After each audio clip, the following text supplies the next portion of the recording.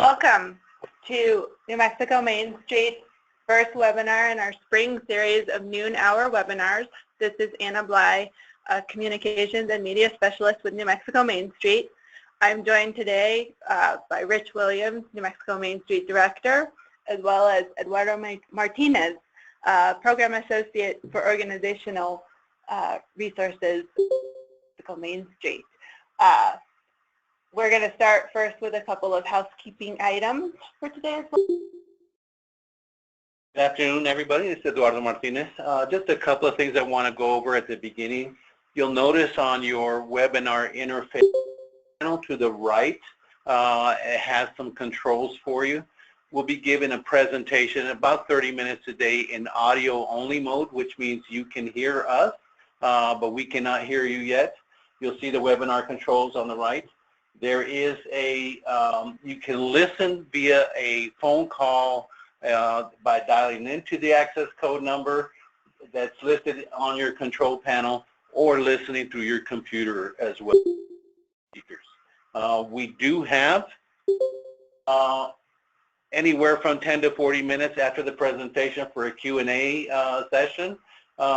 Please use the box that says questions to question for us, or if you raise your hand, we may actually be able to unmute you and listen to your question directly via the audio feed. So if you hit the raise hand button at the end of the session, we'll try and recognize you one at a time. We'll let you present your question, and we'll mute you again, and Rich or I or Anna will respond to your question. So controls are on the right, the question section, as well as the raise hand piece. And with that, I'm going to turn it over to Rich.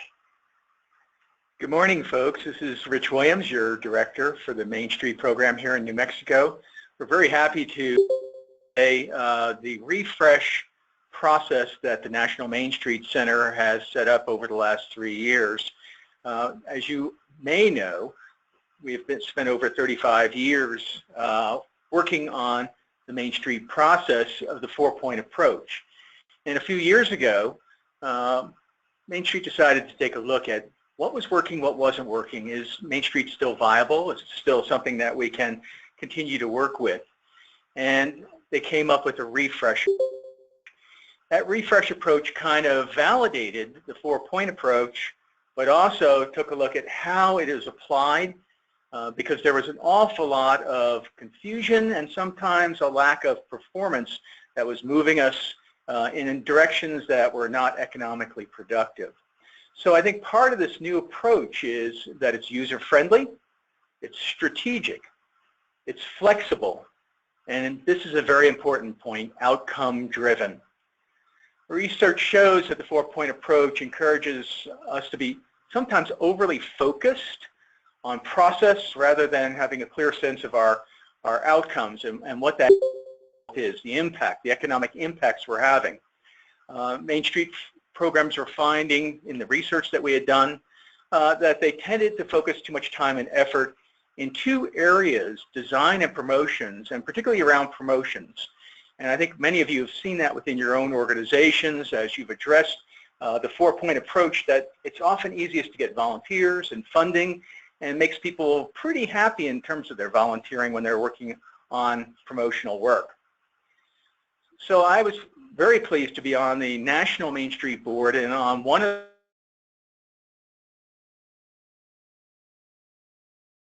the several committees that worked on taking a look at how the Main Street approach can be revised and worked with to really meet the needs of our current revitalization efforts in our communities.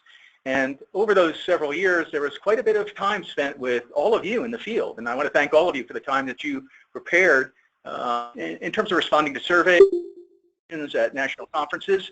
It was very, very helpful to get the feedback. And so some of the things that we heard from communities, that the Main Street 4-point approach works best when it's seen as a framework. It's that guiding process, not a prescriptive structure. And as all of you have talked to each other over the years, you know that your organizations tend to drive things differently, and there's nothing wrong with that as long as you're getting to your end results. Some of outside folks. There was a lot of examination with other organizations and other national groups that are doing revitalization and redevelopment work. And there was a perception that this was just, that there was an overemphasis, again, on process. That oftentimes organizational rigidity limited the ability of Main Streets to reach new audiences, to remain flexible, to engage new partnerships, and address a much larger development-related policy issue structure that can be moved forward. Whether you're working with your cities, you're working with state legislators, you're looking at grantors or funders, that flexibility needs to be brought back into the program. Main Street directors, there was a great deal of feedback around that they were most skilled and most comfortable in promotions and design. That the opportunity to grow skills related to particularly economic development was not being fully tapped, and that the purpose of Main Street revitalization really needs to drive that full economic development program, and all the other pieces come together around it. Finally, the Main Street programs struggle to be recognized as players in the economic development field, and all of you, we've had these conversations a number of times. You feel you're in competition with chambers or economic development organizations. You've often felt slighted that you're not really an economic development organization. So all these factors came into play in terms of what we wanted to begin addressing in terms of a refresh approach. So what we learned, well, the 4 points still work, and they are great for moving forward. They're an essential element of Main Street's work, and as you know, we kind of work around 5 and sometimes even 6 areas, because we add urban planning into the design element, and we have both marketing and promotion consultants available to you, not just in the promotion area. Approach needs more organizational flexibility. Many programs are feeling constrained by the 4-point structure. Others thrive in using it. And I think that the approach has got to allow for both areas of organizational structure and organizational practice. Now, that doesn't mean you give up the 4-point approach, but it does mean how do we address it and how do we address it differently. Now, New Mexico Main Street has been on the cutting edge of some of this because the old committee structures that were rigidly held to by national have now been rescinded. If you're comfortable doing a committee structure approach, you're welcome to continue that. If you'd like to do what we innovated several years ago here in New Mexico Main Street, the task groups around the 4 points, that is also allowable. And finally, we want to make sure that continued community engagement, that inclusive participation is part of the overall process as you do your refresh work. The most thriving organizations, the most healthy are those where there's been broad-based community involvement and ongoing community involvement. It keeps us from getting stale. It keeps us from preventing new blood, new volunteers to come into the process. So both the community engagement in terms of public relations and the community engagement in terms of volunteer development is very critical. So I'm going to go ahead and jump in with the findings from the research, and then at the end of the presentation, we'll really discuss the role of the board in driving the work. So first of all, I think we want to reemphasize that the fundamentals of Main Street and how you do your work remain the same under the Main Street refresh. First of all, a comprehensive approach utilizing all 4 points to really drive the revitalization of your district, right? And this is one of the historic guiding principles of Main Street was the word comprehensive. So not looking at just promotions or just design work as a revitalization, but really all 4 points. It does require a broad-based support and buy-in from the community to really be successful, and it's going to need a diversified funding sources. And we've stressed this repeatedly, not only for your organizational funding, but also for your project. And there are no magic bullets anymore by way of getting your funding for your downtown or district revitalization. So you really have to put together a mosaic of funding sources to really drive the revitalization work. Focuses on implementation, so this is also one of the historic fundamentals of Main Street, and so not just the process, but really focus on implementing projects. It's based on a vision for the future, and most often that vision comes from your downtown master plan in New Mexico and or other plans in the district, but there is some visioning process that really drives your district revitalization, and it also focuses on being volunteer driven. So Main Street fundamentals really haven't changed in those areas, right? What has changed is changing the emphasis from process on focus on process, on committee work and how the committees do their work, to your strategy and outcomes. And we'll talk a little bit here shortly about how that plays out for you all in the coming year, in future years, with your planning work and with your annual reviews as well, right? So changing this focus to this.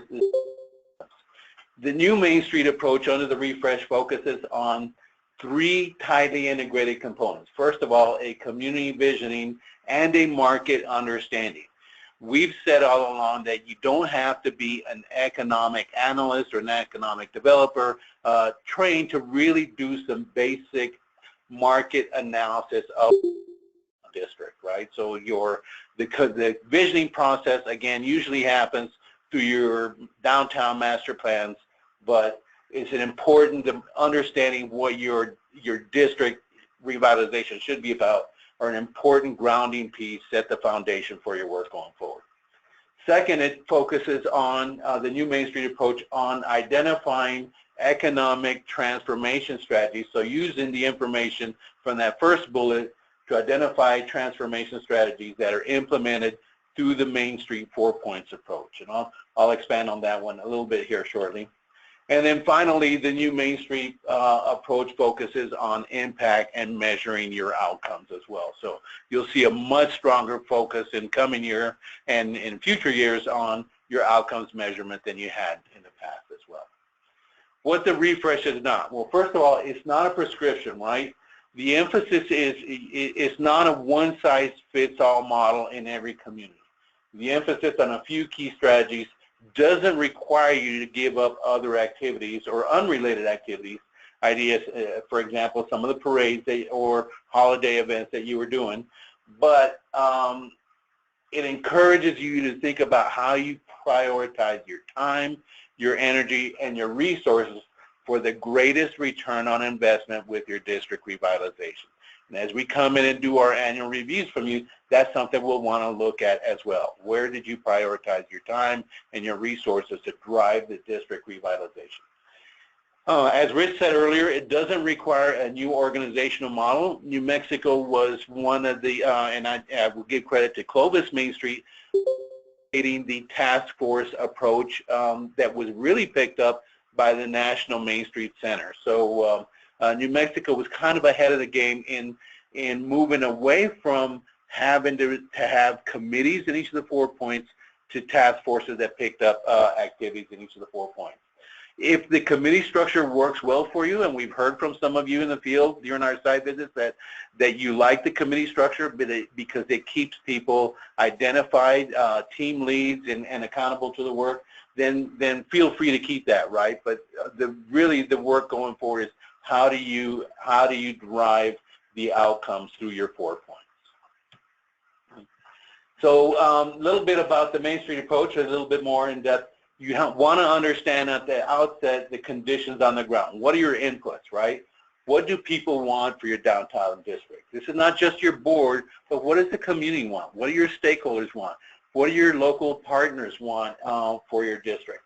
And then some market research. What can the market support? And I'll give some examples around that later.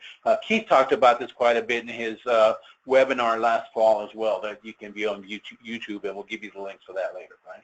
So the inputs are really understanding the conditions on the ground, establish your economic transformation strategies, that create a clear set of priorities for your revitalization work, and then help you identify your activities for each of the 4 points that really drive those economic transformation strategies to an outcome. Right? So, and then you can implement that work through committee structure or through task forces as well. And then on the backside, focus on the impact and the measurements, both the qualitative and the quantitative outcomes, There's a number of different ways to measure your qualitative outcomes, and if you want some help with that, please feel free to ask us. I think all the program associates really have a good understanding of how they can help you reach, identify your qualitative and quantitative outcomes, your outputs. Right? Most of you have seen this before. We've been sharing this message for quite some time now, that the community vision, your master planning process, your vision for your district really drives impact and outcomes through your economic transformation strategies. And then each of your 4 points are what help you move those strategies to outcomes. So what are the economic transformation strategies? Well, first of all, these are strategies that guide your revitalization work. They're implemented through all the 4 points. They bring about substantive transformation in your downtown district, right? So you want to really think about what your impact and your outcomes are going to be. They have to be reflective of the broader community, and so, for example, we had some community input sessions recently with a new community, South Valley Main Street, that really gave some impact to that Main Street program, or some input to that Main Street program there about what they wanted to see in the district, right? Should be based, your economic transformation strategies, on some understanding of your district's economic performance and your opportunities as well. Should be measurable and should be reevaluated every 2 to 5 years or so. And there's a side piece to this around every 2 to 5 years for your economic transformation strategies. Your annual work plans that you submit to New Mexico Main Street now don't have to have a big change from 1 year to the next, much more of an adjustment under these economic transformation strategies that you set for the next couple of years, right?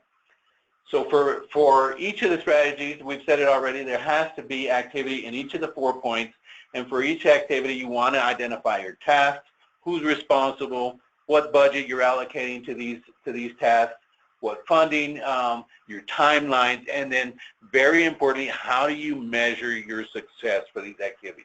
We'll be looking for these in your board adopted work plans as we go into the assessment work this coming year, right? And I'll talk a little bit more about the assessment later.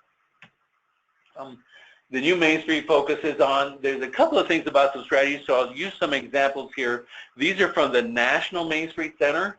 First of all, 2 types of strategies, catalyst strategies, right?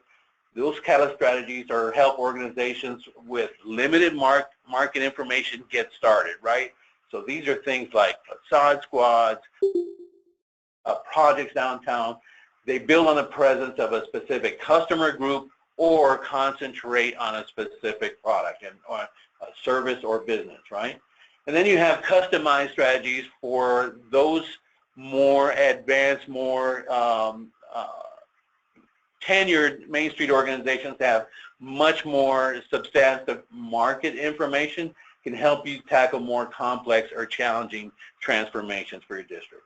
So what do those look like, right? So a sample catalyst strategy, this is from the National Main Street Center, focusing on downtown workers and downtown residents, right?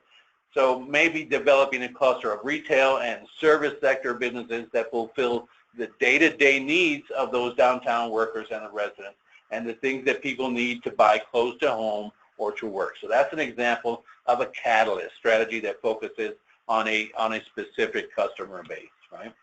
And those customer bases can include downtown workers. If you have a college or university in or around your district, college students, tourists, military installations. In Alamogordo Main Street district is adjacent to a military installation, as well as Clovis Main Street.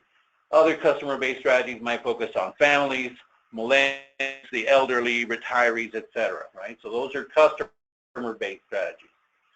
Product-based strategies focus on specific services or products, the arts, downtown entertainment and nightlife, professional services, sports and recreation, apparel and or retail apparel, right? Agricultural in some of our communities, education products, green products, manufacturing, and or food. So this is distinguishing how your catalyst strategies might focus on versus a specific customer and or both, right? Some of the key benefits of the new Main Street approach focuses on economic impact, and we've been saying this in New Mexico for about 3 years now. that all of your work should focus on economic impact and economic outcomes. We would like to see a broader community engagement through your projects, through your work under the new MainStreet approach with tangible, quantifiable outcomes. And again, this is going to be a key point for all MainStreet communities to think about in the future is what are your outcomes and how are we driving the work to get there, right? And then we want to see a more relevance for the community at large and for all your organizations and stakeholders in how you partner to get your work done, right? The National MainStreet Center is in the process of rolling this out. There are 10 demonstration projects, mostly in the Midwest and on the East Coast, and the National MainStreet Center will share that information. There are new publications in development to help all the MainStreet communities with the work, and online trainings coming not only from New Mexico MainStreet, but for the National MainStreet Center as well.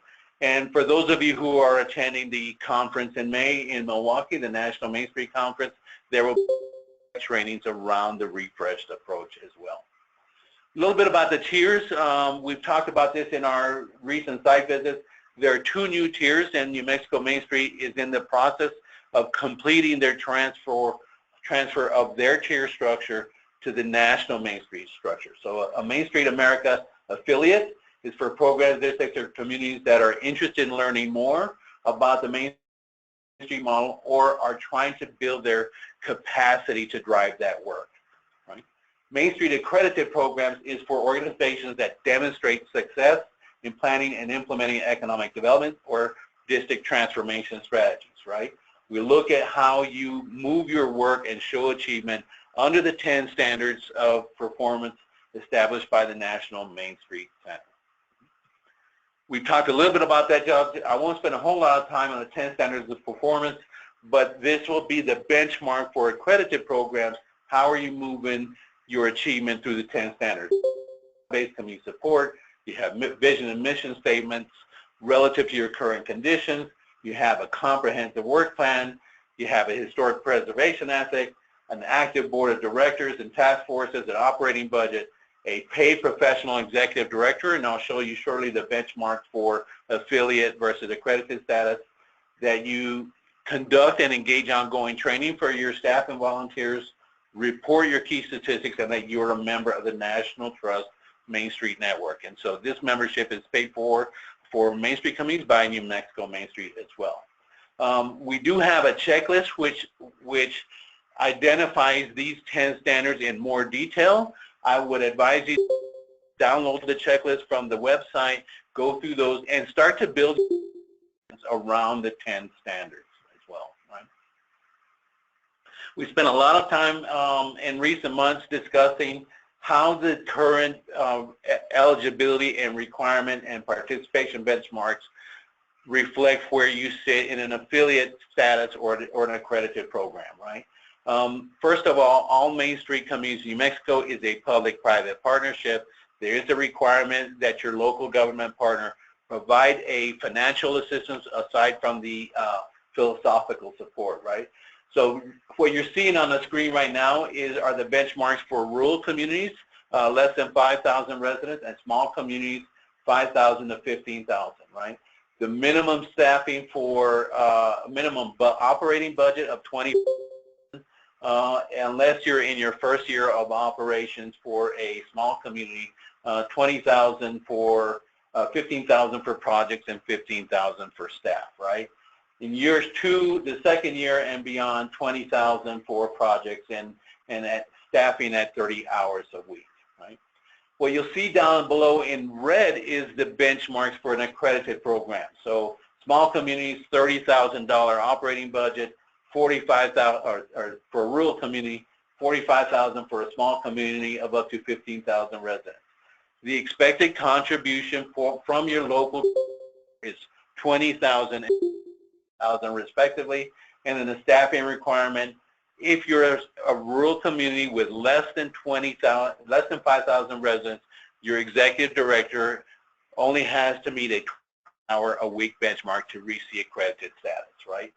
All other communities, 40 hours a week to be an accredited MainStreet program. For mid-size and large, For urban benchmarks, you'll see the benchmarks change. If you're below the benchmarks of $60,000 operating budget for a mid-sized community or $100,000 for a large community, then you will be designated as a MainStreet affiliate, MainStreet America affiliate, right? If you have less than 40-hour-a-week executive director status, you will also be included in an affiliate designation as opposed to the accredited program as well. And I'm sure we'll have a few questions about this one, so we'll probably cover this, and I'll have Rich add some content around that one at the end. A couple of things about the board, the role of the MainStreet board. First of all, your MainStreet board is expected to be, should be a working board that focuses on implementing revitalization projects. It's a little bit different from your traditional nonprofit boards, which are policy and governance boards, and they set the direction for the organization and then turn the work over to the staff. MainStreet, it does expect the board to be a working board, right? So establish committees and or task forces. If committees work best for you, that's fine. Task forces to drive the work, right? Your board should help conduct some of the research and definitely develop the plans for your district revitalization. Implement the 4 points projects. It's important that your board lead the fundraising efforts and not just leave that to the staff by way of grant writing, but there's a number of other fundraising efforts, including your advocacy with your local government. The board should engage as well, right? Build partnerships, coordinate the work with the local government, ensure compliance with the requirements, not only the nonprofit compliance issues, but the driving of the 10 standards, right? So the board should have a strong role in making sure you're meeting the accreditation work, and then monitoring your performance from one year to the next, right? We do expect board members to be what's called active participation, and you see that the active participation, you see that as a IRS code in were you an active participant in this business, and we do expect the board members to be active participants in the driving of the MainStreet work in your community. There are some attendance requirements for your board members. You must attend at minimum one MainStreet Network leadership meeting per year. We usually try and get everybody at the Winter Quarterly in Santa Fe because it represents an opportunity for you to showcase your work with your state representatives at the legislature as well. We also try and create the business meeting and the focus on, at the Winter Quarterly, a little bit more information that's tailored to board members as well, right? Board member must attend the National MainStreet Center Conference at least once every 4 years, and then participate in any board-specific trainings or webinars that New Mexico MainStreet identifies, right? And so thank you all for joining us today, as well as those of you who have attended the previous webinars as well. We do expect board members, at least 80% of your board members, to be part of the annual performance review and also participate in the self-assessment surveys that come out in advance of the performance review. One thing I do want to say, there is a change for this year that we have just found out as a result of the National MainStreet Center requirements. All of our assessments this year have to be completed by the end of the calendar year, because we have to submit your accreditation information by January 1st to the National MainStreet Center. Previously, we had been telling organizations that received their assessment in January that we would be back in January. We will probably have 2 teams in communities at the same time between September and December. We do expect to have all the communities completely done with their assessment before the end of the year. Just want to close real quick with some information on our previous webinars. These are available on the New Mexico MainStreet YouTube channel. We also have downloads, information for the presentations for download on the New Mexico MainStreet website. We can send you those links as well after the session. But the first 3 last fall focused on the asset-based economic development framework, the move to the refresh approach. Part 3, the 3rd bullet that you see on the list, Keith actually explored quite a bit this new refresh approach and how you develop your strategies and what you might want to consider there.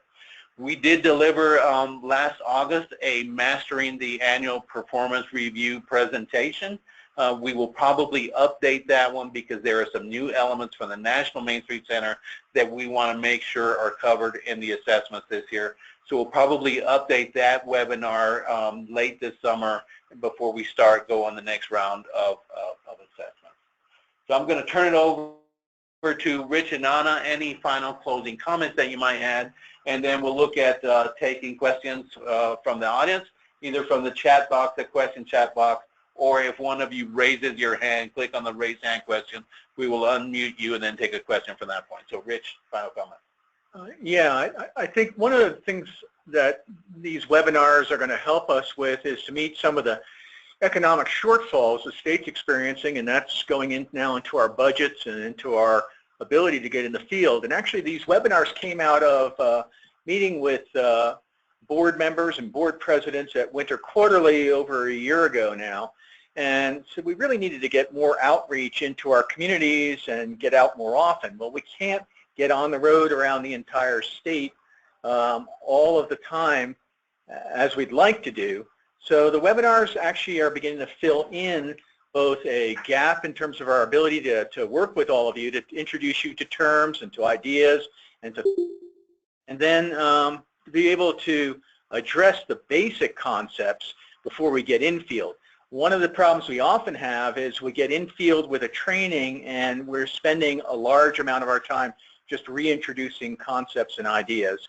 So hopefully this is one way to address early basic information, the webinar, and then get in the field and work with you on intermediate and larger development projects and activities so that we can really maximize the use of our time, both your time and our time, to be able to achieve the goals that you set for your organization. We do have a question from Stacy Martinez. So Stacy, we're going to unmute your line, allow you to make a question. Stacy, would you just, for everybody who's listening in, just identify yourself and what community you're with? I think you're on mute as well, Stacy, so you might have to take yourself off of mute on your phone. All right, and if you're not able to communicate in this manner, you can also type in your question, and we will also, at any point at the conclusion of the webinar, accept questions after the fact as well through email. You can email Rich or Eduardo or myself with questions related to the webinar. I guess, Stacey, we're not able to communicate that way, so we'll. Are there any other questions that anybody would like to ask of Rich or myself at this point?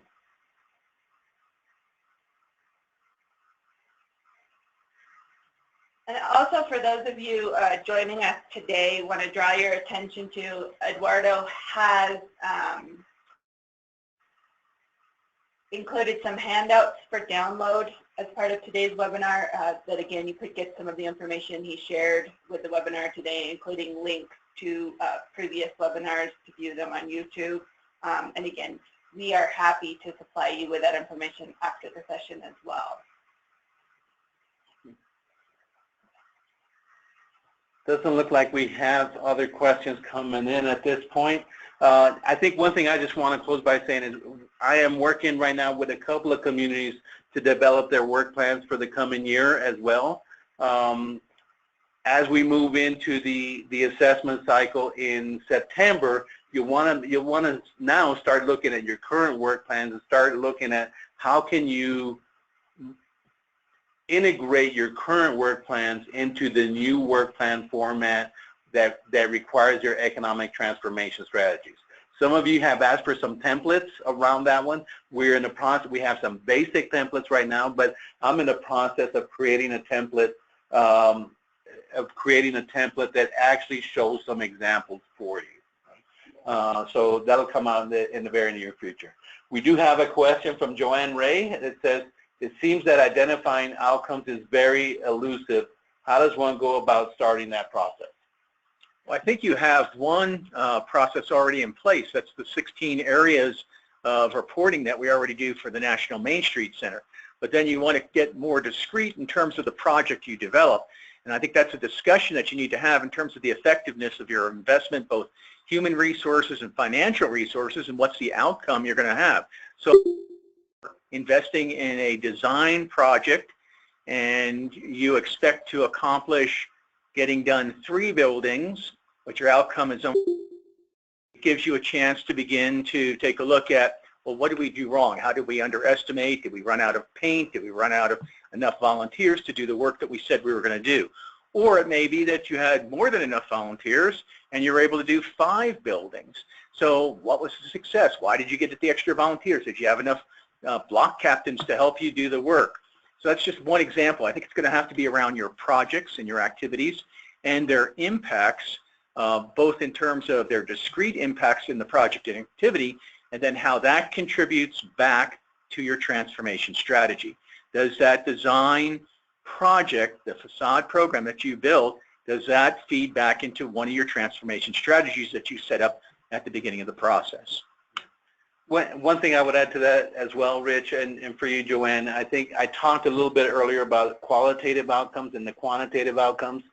Keith did a great job in the 3rd webinar talking about outcome measurements, things like gross receipts taxes or ticket sales at events or heads in beds, you know, all these different things that you can use to measure what the outcome of your projects are having, what the impact of your projects are having, right?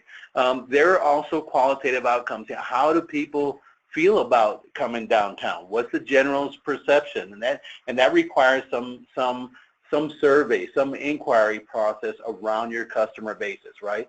How do your downtown businesses feel about what's different with respect to how their business is doing as a result of your efforts, right?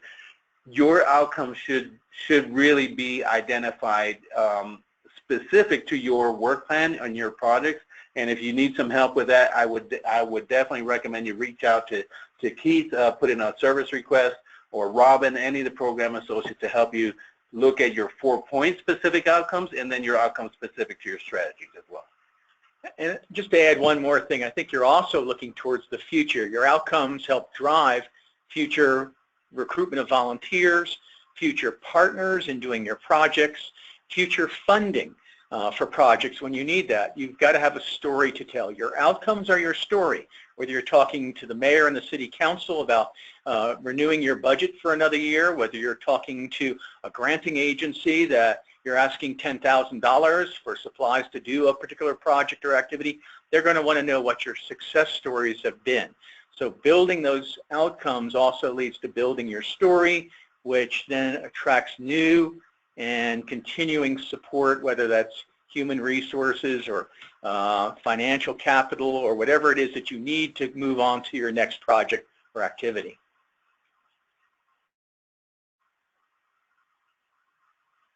No further questions. All right.